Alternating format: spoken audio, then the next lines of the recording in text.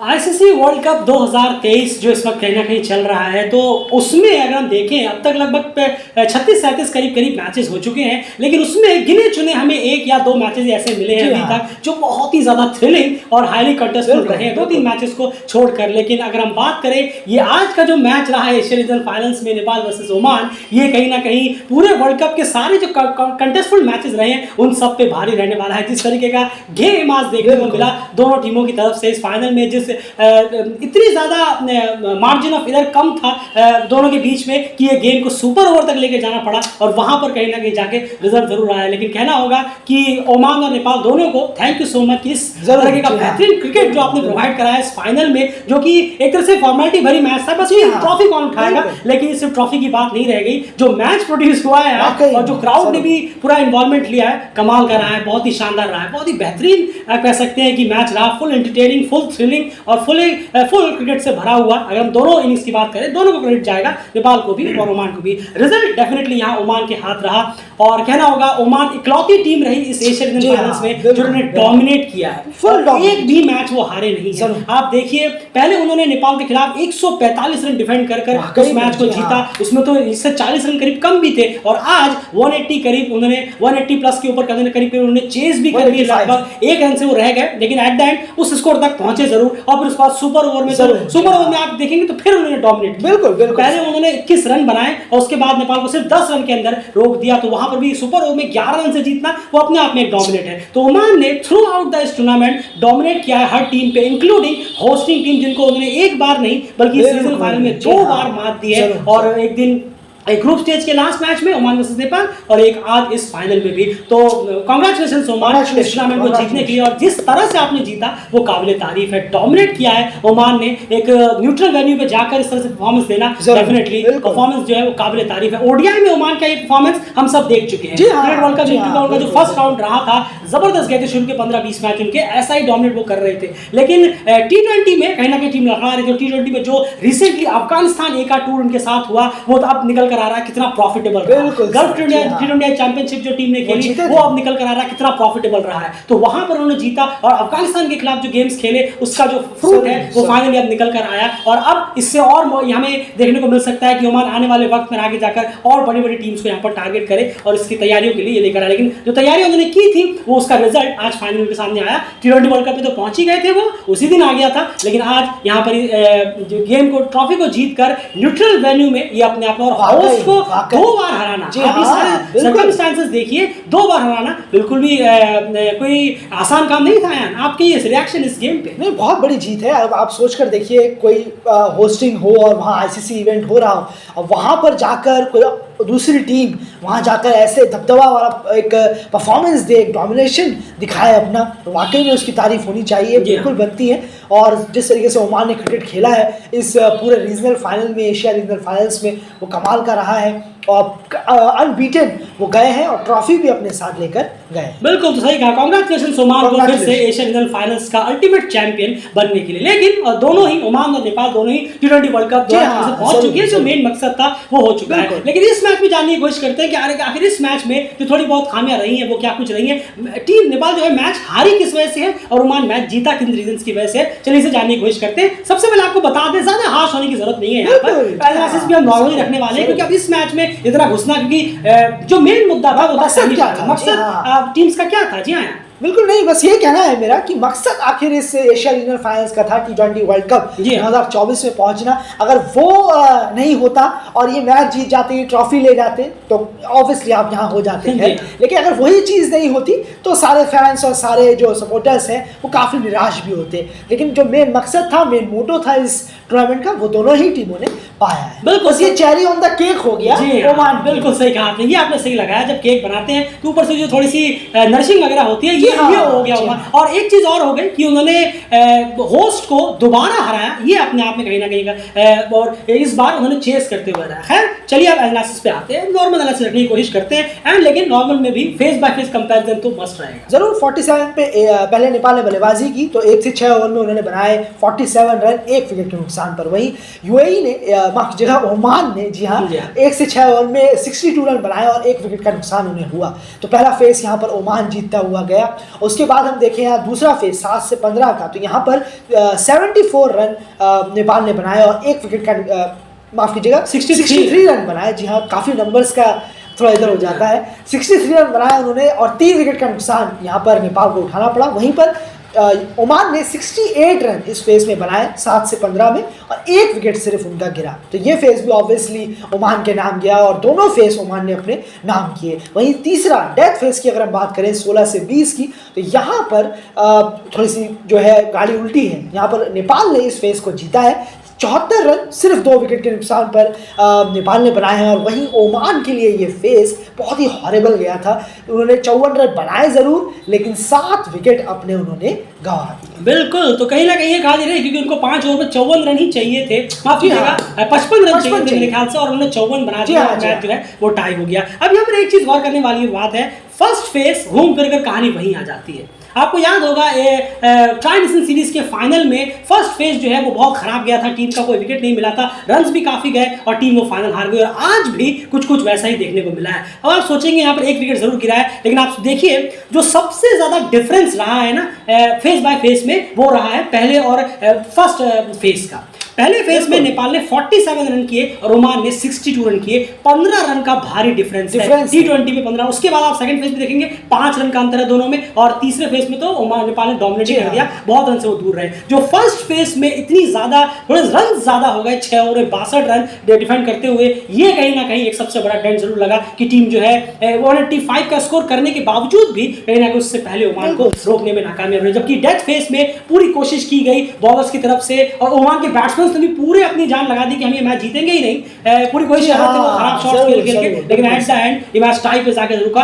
फिर आगे super over की बात जरूर आई है। लेकिन आज बात की जाए 180+ जो नेपाल ने बोर्ड पर लगाए हैं, कॉन्ट्रीब्यूशंस किनकी तरफ से बड़े बड़े मेजर आए हैं, कॉन्ट्रीब्यूशंस की बात करते हैं आज। कौन किस तरह से आउट हुआ इस पर ज्यादा पहले का इस पर ज्यादा घुसने की आज जरूरत नहीं है, क्योंकि मेन मकसद दोनों टीमों का पूरा हो चुका है। बिल्कुल, आज की बात करें तो कुशल भुरतेल ने आज एक अच्छी इनिंग खेली। उन्होंने 31 रन बनाए 22 बॉलों में, तेज तरार इनिंग उनकी रही। और उसके बाद रोहित पटेल ने एक हाफ सेंचुरी अपनी लगाई, बहुत बेहतरीन हाफ सेंचुरी, काफ़ी रन्स उनके बल्लों से निकल रहे हैं। और वहीं पर गुलशन झा ने भी एक और हाफ सेंचुरी अपनी लगाई, माफ कीजिएगा एक सेंचुरी, काफ़ी तेज तरार खेले, बिल्कुल सही कहा आपने, और बेहतरीन इनिंग रही है उनकी। उन्होंने ही एक बूस्टअप दिया इस पारी को, जो इतने बड़े स्कोर में ये टीम पहुंची है, नेपाल की टीम जो 184 तक पहुंची। जो लास्ट ओवर में 74 देख रहे हैं, इनका बहुत बड़ा हाथ है। बिल्कुल है, बिल्कुल सही कहा, लास्ट 5 ओवर जरूर। और करण केसी ने आखिर में जो कमाल का परफॉर्मेंस किया, 6 बॉलों में 20 रन, 1 चौका 2 छक्के उन्होंने भी लगाए। तो बहुत बेहतरीन बैटिंग परफॉर्मेंस यहाँ बहुत अच्छी देखने को मिली हमें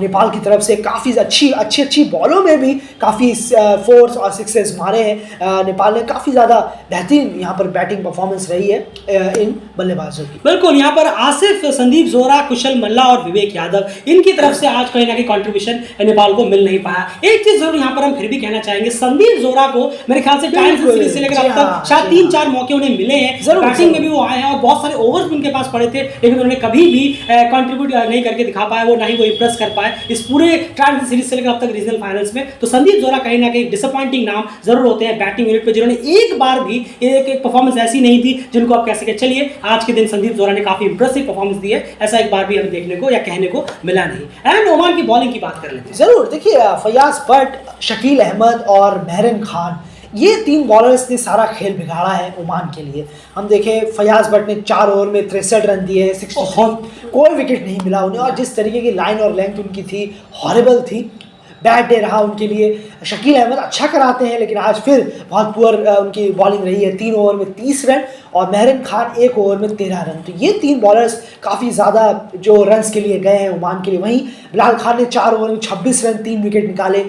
शान मकसूद ने बहुत बेहतरीन 4 ओवर में 27 रन 1 विकेट, और आकिब इलियास ने 4 ओवर में 22 रन 3 विकेट निकाले, 2 विकेट निकाले। आकिब इलियास बहुत अच्छा कर रहे हैं, लगातार बॉलिंग से काफ़ी ज़्यादा कंट्रीब्यूशन टीम को हो रहा है, और एक स्पिनर और एक एड ऑन हो गए हैं टीम के लिए। तो ये बहुत पॉजिटिव है कि शॉर्टर फॉर्मेट में ये बहुत अच्छा है ओमान के लिए कि आकिब इलियास बॉलिंग से भी काफ़ी कामयाब हो रहे हैं। बिल्कुल, यहाँ पर मैं बिलाल खान के सुपर ओवर की बात अभी कर लेना चाहूँगा यार। 4 ओवर में पहले तो 26 रन दिए, 3 विकेट निकाले, आउटस्टैंडिंग उनका स्पेल रहा। उसके बाद एक ओवर में 21 रन उन्हें डिफेंड करने थे। वो ऑलरेडी कुछ वक्त पहले 26 रन टीम के लिए डिफेंड कर चुके थे, जहाँ पर एक टाइम पे तो हलक पे जान आ गई होगी उनकी जब विवेक 3 सिक्सेस मारे, लेकिन एट द एंड टीम को उन्होंने जीत दिलाई और टीम जीती थी। और आज फिर उन्हें 21 रन करीब 22 रन करीब 21 रन डिफेंड करने थे। माफी 22 रन, जी हाँ 22 नहीं आया, 21 बनाए थे, 22 रन डिफेंड करने बनाने थे नेपाल को। 21 रन यहाँ पर डिफेंड करने थे बिलाल खान को। और एंड बॉलें आपने देखी हैं, जबरदस्त बॉलिंग रही है। और सुपर ओवर में भी कुशन मल्ला को उन्होंने सेकंड यॉर्कर रखी और जो पहली बॉल भी रखी थी उसमें भी कहीं ना कहीं उन्होंने मूवमेंट ली थी हाथों में, जो कुशन भुरतल आउट हुए जिस बॉल। बिल्कुल सही कहा आपने, बिल्कुल जूते के करीब वो बॉल रखने की कोशिश कर रहे थे, बार बार उन्होंने वही बॉल रखने की कोशिश की।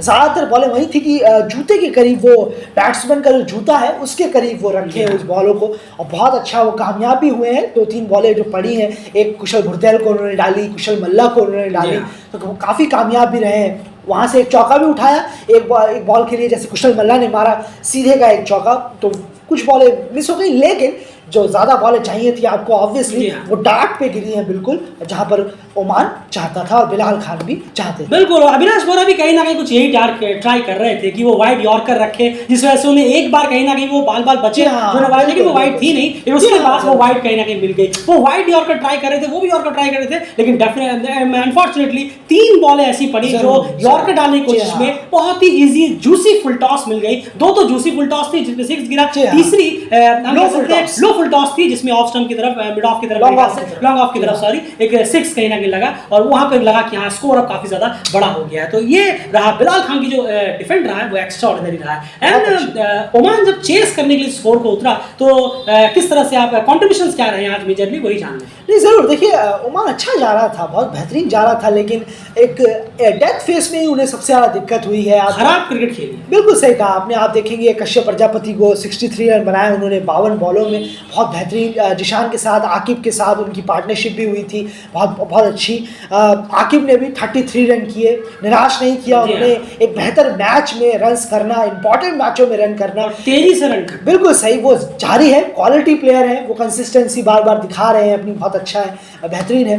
तो 19 बॉलों में 33 किए, जिशान ने 26 रन किया 18 बॉलों में, अगर हम देखें वहीं। उसके बाद अगर आप देखेंगे अयान, नसीम खुशी और महरीन खान, इन्होंने तो पूरा डन करवा लिया था कि मैच को हरवाना है ओमान के लिए और हमें इस मैच से दूर होना है। बिल्कुल, क्योंकि 5 ओवर में लगभग शायद 50 के आसपास चाहिए थे, 50-55 के आसपास टीम को चाहिए थे, तो इतना भी बड़ा नहीं था कि आप इतनी ज्यादा हवाई पार के लिए जाएं। क्योंकि वहां पर क्रिकेट थोड़ा सा पुअर देखने को मिला, बहुत ज्यादा रश क्रिकेट देखने को मिला कि अरे जल्दी बहुत दिक्कत हो गई। ऐसा आप कर रहे थे जैसे 2 ओवर 50 चाहिए थे आपको, 5 ओवर 50 काफी बेहतर रहता है। अगर आप एक बॉल कम से कम ओवर की बाउंड्री में भेजने में कामयाब रहते हैं, या तो वो चौका हो या फिर छक्का हो, तो आसानी से आप अगली 5 बॉलों में 6 रन बना सकते हैं। महरीन खान को ही देख लीजिए, जी हाँ, जैसे उन्होंने चौके छक्के मारे, फिर वो भी आउट होकर चले गए। बिल्कुल, उसके बाद में मोहम्मद नदीम अकेले रह गए और उन्होंने ही किया है, बस उन्होंने ही जाकर किया जो लास्ट तक लेके गए, वरना तो वो भी उम्मीदें खत्म हो जाती ओमान के लिए, जो उन्होंने 24 रन बनाए, नॉट आउट 9 बॉलों। बिल्कुल, अब यही चीज जो हमने उस टीम के लिए, संदीप जोरा के लिए कही थी, वही एग्जैक्टली चीज हम यहाँ पर कहेंगे अयान खान के लिए। अयान खान का जो ये एशिया फाइनल्स गया है वो बहुत ही ज्यादा खराब गया है, क्योंकि उनसे जिस तरह की एक्सपेक्टेशंस डेल विकेट को थी तो नहीं, क्योंकि वो परफॉर्मेंस दे भी नहीं रहे थे, लेकिन ये जरूर टीम की एक्सपेक्टेशन आप पे बहुत ज्यादा है, उस पर खरा उतरने की कोशिश करिए। आप मिडिल ऑर्डर में आ रहे हैं, अयान खान ने कहीं ना कहीं वही क्लब परफॉर्मेंस दोहराई है जो संदीप जोरा ने नेपाल के लिए दोहराई है। मौके मिले हैं, लेकिन उस पर इंप्रेस करने में बिल्कुल भी अयान खान कामयाब रहे नहीं है। एंड उसके बाद मोहम्मद नदीम की 9 बॉल में 24 रन ने टीम को स्कोर बराबरी को खड़ा कर दिया, और उसके बाद कहीं ना कहीं सुपर ओवर का हाल सब जानते हैं। टीम ने 21 रन और नेपाल ने 10 रन बनाए और ओमान ने 21 रन बनाए थे, तो 11 रन से ओमान उस गेम को जीत गया, जहाँ पर बिलाल खान ने बेहतरीन तरीके से उस 21 रन को अपने डिफेंड किया। जो बॉलें उनकी रही वो सटीक रही है, ऑलरेडी एलएस ने आपको समझाया। एंड नेपाल की बॉलिंग की बात करें, 150 रन फिर भी बोर्ड में अच्छे खासे थे, लेकिन कहीं ना कहीं टीम की बॉलिंग जो है डाउनलोड रही है, उसका पूरा क्रेडिट मेरे ख्याल से फिर से फर्स्ट फेज पे जाएगा। जी हाँ जरूर, देखिए आप देखेंगे रन्स के लिए काफ़ी ज़्यादा चले गए बॉलर्स। अगर हम पहले फेज को देखें 6 ओवर को 62 रन, बिल्कुल पावर प्ले में बहुत एक्सपेंसिव गए हैं। अगर हम देखेंगे शुरुआत में सोमपाल भी कुछ को ट्राई किया गया, फिर करण भी वहाँ आए तो काफ़ी ज़्यादा रन्स के लिए गए करण। फिर से जब वापस उनको बुलाया गया तो फिर उन्होंने मेहरन खान ने जिस तरीके से उस ओवर में हिटिंग की, 2 ओवर में 30 रन उन्होंने दिए, 2 विकेट भी ज़रूर निकाले। विकेट्स निकलते जा रहे थे जो कि नेपाल के लिए अच्छा था कि चलिए मैच क्लोज जा रहा है, लेकिन विकेट भी निकल रहे हैं, क्या पता वो ऑल आउट हो जाए उससे पहले। लेकिन और विकेट निकलना ही सबसे बड़ा रीजन था कि ये मैच टाई तक गया, वरना ओमान जीत जाता। जी हाँ, जरूर, बिल्कुल सही कहा आपने। उसके अविनाश भरा ने 4 ओवर में 30 रन, 1 विकेट उन्होंने भी निकाला। थोड़ी सी कहीं ना कहीं लूज डिलीवरी भी पड़ी, लेकिन काफ़ी हद तक उन्होंने थोड़ा सा मैच को बीच में जो लास्ट में मोमेंटम में थोड़ा बना के रखा। लेकिन संदीप ने जिस तरीके की बॉलिंग कराई है, एक स्पिनर को लास्ट में यकीन दिखाया गया, लेकिन तब भी उन्होंने थोड़ा सा सुपर ओवर तक इसको पहुंचा दिया। वरना अमूमन हम देखते हैं कि स्पिनर ज़्यादा हमें दिखते नहीं है डेथ ओवर में, लास्ट ओवर कराते हुए। तो यहाँ पर उन्होंने भी थोड़ा बेटर काम किया और 4 ओवर में 30 रन, 2 विकेट रहे हैं। विवेक यादव ने 1 विकेट लिया 2 ओवर में, लेकिन कलेक्टिव थोड़ा सा परफॉर्मेंस से कहीं ना कहीं चूके हैं बॉलर्स। थोड़ा किसी एक ओवर में थोड़े एक्सपेंसिव गए हैं और वो ज़्यादा फिर भुगतना पड़ा उनको लास्ट के फेस में आते आते। वरना 54 रन बने थे डेथ फेस में और 7 विकेट भी गिरे हैं वहां पर, यानी रन्स की गति कम नहीं हुई। जी हाँ, बिल्कुल सही कहा आपने। जिस स्पीड से रन्स बन रहे हैं, विकेट भी गिर रहे थे लेकिन रन्स भी उसी स्पीड से बन रहे थे। तो जरूर है यहाँ पर नेपाल के जो बॉलर्स ने शुरू के 6 ओवर में ही थोड़ा सा, एक शुरू में सिर्फ 1 विकेट गिरा और मिड फेस में भी सिर्फ 1 विकेट गिरा है। आप देखेंगे तो 62 रन बने आपके शुरुआत में 6 ओवर में, और फिर 7 से 15 में 68 रन बने, लेकिन विकेट 130 रन थे 15 ओवर तक और 2 विकेट सिर्फ बचे थे।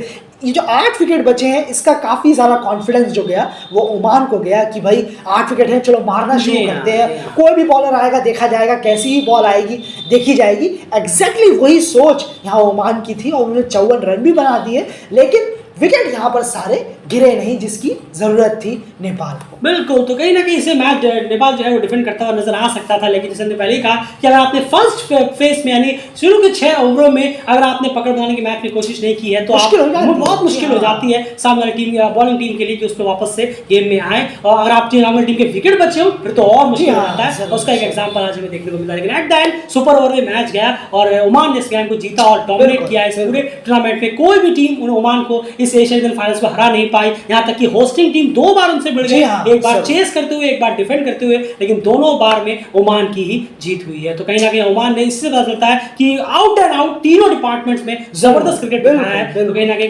वेल डन ओमान, और दोनों टीमों को वापस से कांग्रेचुलेशंस। दोनों टीमें T20 वर्ल्ड कप बहुत अच्छा खेली है, बहुत बेहतरीन खेले दोनों टीमें, और दोनों टीमें ने दिखाया कि यही दोनों टीमें डिजर्व करती थी इस फाइनल में पहुंचने के लिए। फिलहाल इस में इतना ही। आपकी क्या राय कमेंट बॉक्स में जरूर रखिएगा। इसके बाद कहीं ना कहीं आखिरी वीडियो आएगा एशियन फाइनल से रिलेटेड हमारा, जहां पर हम सारे स्टैट्स और डिटेल्स आपके सामने प्रेजेंट करेंगे। तो उसके बाद हमारी कवरेज एशियन फाइनल्स की यहीं पर खत्म हो जाएगी। लेकिन चैनल सब्सक्राइब जरूर करिए क्योंकि अब बारी आ गई है अफ्रीका रीजनल फाइनल की तरफ बढ़ने की। उसकी भी सारी कवरेज और एशिया की कंप्लीट कवरेज आपको सिर्फ और सिर्फ मिलेगी। बाय।